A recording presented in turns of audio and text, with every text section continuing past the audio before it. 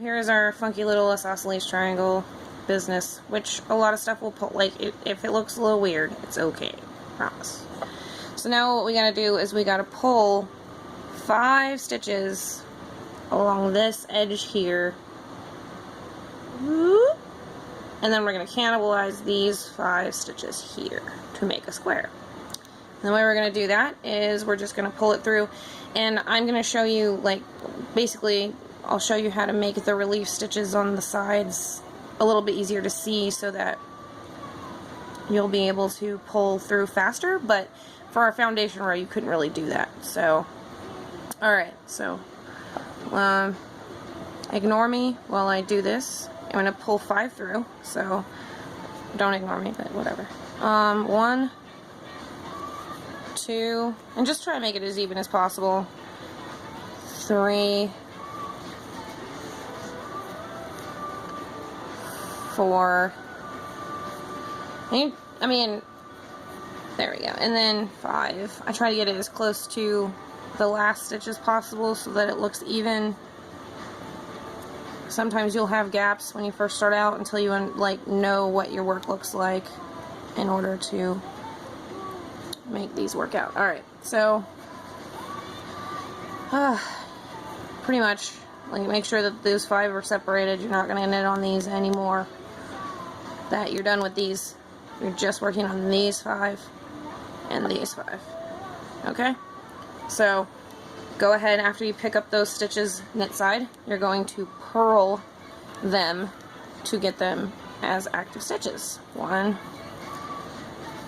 2, 3, 4, 5, and I've done a couple of squares of these at this point, so I highly recommend getting in the habit of counting your 5, 5, 5, 5, 5, because it just makes things a lot easier. So to be able to pick up next row on your squares, go ahead and slip this stitch. You don't have to. You can knit it if you want to, if you think that it'll look neater, but I recommend highly slipping it, because then that way it's a wider stitch for you to be able to pick up 5 stitches on your purl side squares. So then you're going to knit 3, 1, 2, and I really am trying to get this thing to focus. Alright, 3, and then we're going to slip, slip, knit again. That last stitch into the pink stitches. So at this point you should have 5 here, and then 4 for this triangle. See? 4, 5. And then we're going to purl all of them again. Nope. As long as I don't get all tangled up. 1, 2, 3, 4, and 5. And then flip it around and slip, knit 3,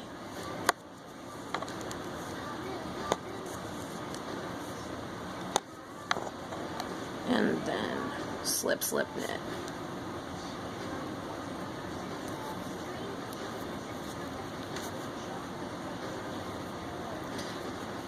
There we go. And you're going to do that until all the stitches on the pink side here, not all of them, just these 3, are gone. 1, 2, 3, 4.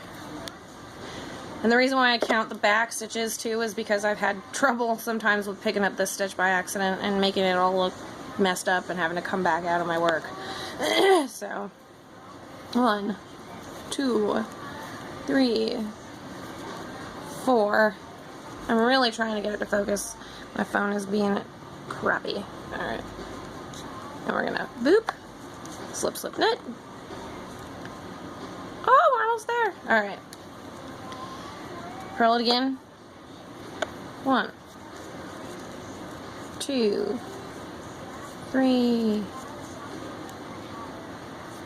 4, 5. Alright. Got 2 more to go. Top pattern. It's all good, man. 1, 2, 3, 4. And then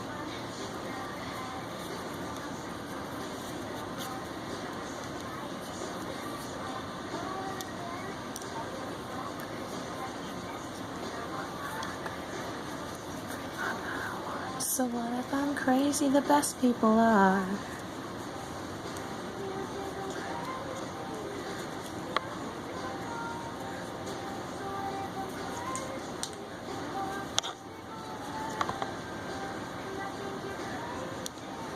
Alright, so now we've just got one left. So one, slip in that one stitch at the end there. And I'll show you what it looks like in a second so that you know what I'm talking about.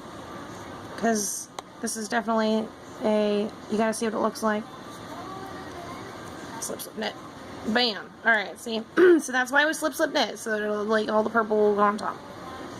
But, like, if I can get it to focus, which I might not be able to, pulling it down here. These stitches right here are longer, so that when we're coming back around to the purl side of things, you'll be able to see them and pick them up easier when you're doing the purl square. Alright, so I'm going to do all the rest of these, hopefully, well, tell you what, I'm just worried that the videos are going to be too long. I'm not going to be able to send them. So, I'm going to go through again one more time how to do this square, and then we'll go from there.